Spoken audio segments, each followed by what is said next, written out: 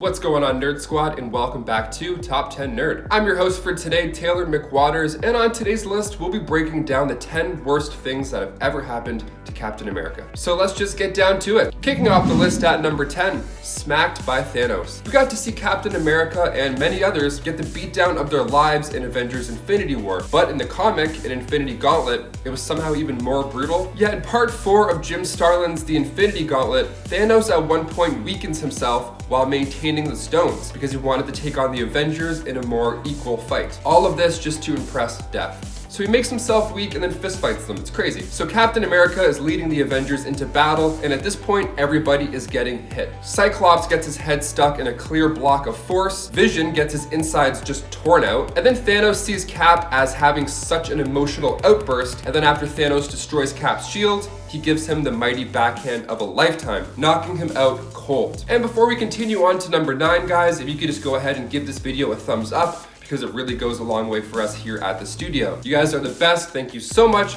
Now back to the video. Number 9, he lost Bucky. Okay, 2005 was a wild time. We got to see Jason Todd return as the Red Hood, and Marvel had their own type of super sleeper assassin come back from the dead as well, Bucky Barnes. In 2005, Bucky Barnes returned, but of course he was never the same. Near the end of World War II, Bucky and Cap were trying to disarm a bomb on a plane while taking down Baron Zemo. The bomb went off, hurling Steve and Bucky into the freezing waters, and well, as for Cap, he came out of this pretty good. He remained frozen, just hanging out, and Bucky, he didn't end up so lucky. His body fell into the freezing waters, and at the time, a Soviet spy submarine was in the area crossing the English Channel. So they scooped him up, fixed the whole left arm situation, brainwashed him, and turned him into this brutal assassin. It's heartbreaking. See, he has all these incredible abilities that make him a fierce warrior, but he doesn't remember how he got them, making him this deadly assassin and a super crazy villain to handle. This is Steve's right-hand man. Every conflict that they go through is just painful. One of the biggest turning points of Marvel was the introduction of the Winter Soldier. This was a conflict that came to life on the big screen back in 2014 with the Winter Soldier, and we're kind of still seeing Bucky try and figure this life out. With the Falcon and the Winter Soldier coming next month on Disney Plus, we can see even more of what he has to go through post-Winter Soldier times. Number 8,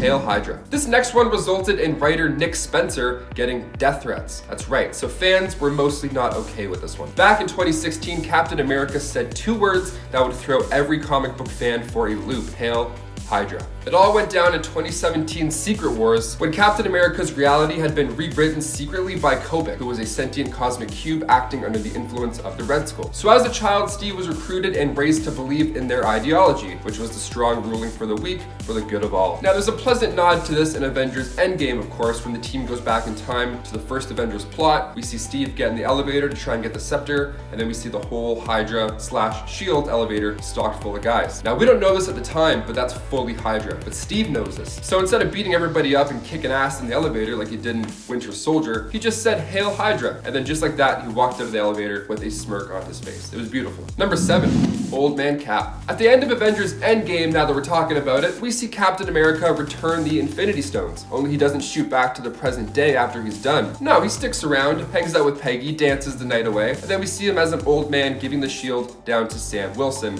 just minutes later. It's a lovely end to Chris Evans' run on the character. You got a lot of feels. But in the comics, we also saw an old Captain America, but this time, it wasn't on his terms. The Iron Nail sucked all of Cap's serum out, leaving him not ripped, but also not young as well. So now Steve looked 90, and there's no way you're gonna fight at that age, let alone pick up a shield. So he would lead the Avengers and call out orders from the radio. It sounds like a pretty sweet job for us, but for Steve, he's probably like, man, this is the most boring job I've had in my entire life. Number 6.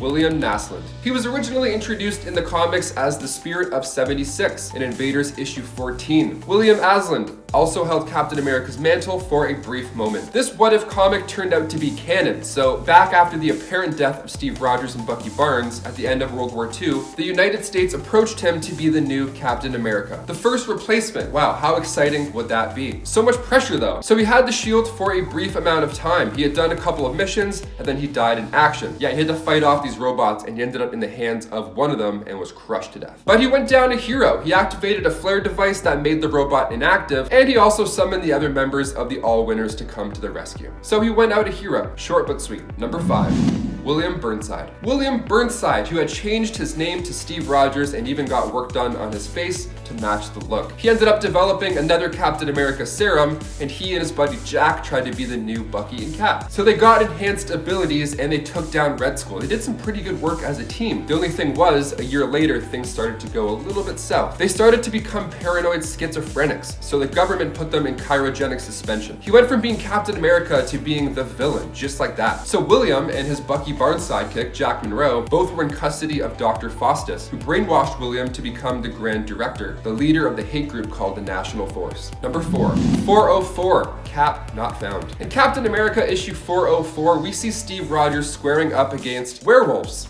Yeah, what a sight to see. You heard me correctly. I said werewolves. The story known as Children of the Night runs from issue 403 to 405. And during this time, Captain America is fighting off Starksboro werewolves, and then when Nightshade tries to inject Wolverine with her wolf serum, his healing factor keeps counteracting it. So Druid mesmerized him with serums too. Then the next issue, we see front and center Cap Wolf. Pretty hard to forget. So now he's a werewolf and he has faint memories of Steve Rogers. So, of course, as you would expect, it's a pretty messy good time. Number 3, Civil War. Captain America Civil War was released in 2016, directed by the Russo brothers, and the whole movie, like the comic, is superhero politics. If you're a superhero, you have to register. You can't just be out filming yourself, doing super TikToks, and then you end up accidentally exploding a school. It's just not gonna fly anymore. And in the movie, it's Wanda Maximoff who kickstarts the Sokovia Accords, forcing Tony to side with the government as he feels responsible for Charles Spencer, among many others' deaths. You know, with all the events that unfolded with the Age of Ultron stuff. So Steve wants to protect Bucky this whole time, and of course,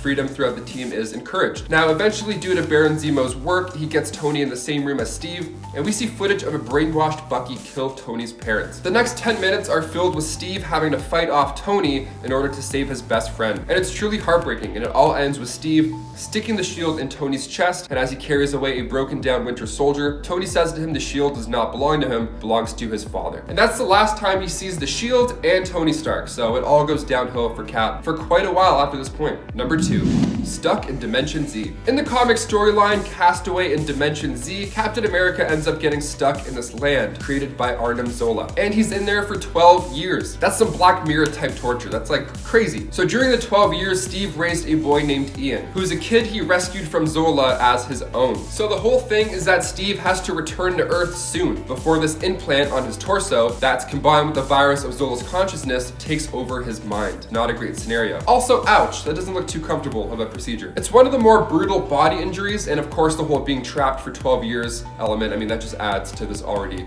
horrible nightmare. And finally, number 1, shot by Sharon Carter. We go back now to the Civil War comic book event where Captain America was killed by his girlfriend Sharon Carter. Yeah, so after Crossbones sniped him, Agent 13, who at the time was Cap's girlfriend, delivered the final bullet from a much closer range. Well, it turns out it wasn't Sharon who was doing the work, really. The classic brainwashing made this defeat happen. Dr. Faustus. Okay, this causes a whole chain of events. I mean, for starters, Bucky decides he should then kill Iron Man after this, blaming him for the death of Steve Rogers. And then also Falcon ends up going after his own lead, he just leaves. And now Tony ended up showing Bucky the letter Cap wrote about how he should be the next Captain America. And Bucky agrees to take the spot only if he can operate solo. No government, no big brother watching, just let me do my job, move out of the way, you guys suck. To think all this came to a climax after Steve's girlfriend was the one to deliver that final blow just adds insult to injury. Well guys, there you have it. Which one of these Captain America moments are your favorites, are your least favorites? Did you enjoy the Hail Hydra part in the comics? Did you enjoy it in the movie? Let us know all your thoughts down below because we love checking them out. As always, we'll see you in the next video. I'm Taylor McWatters. Keep washing those hands, keep reading those comics. We're getting there, we're doing our thing.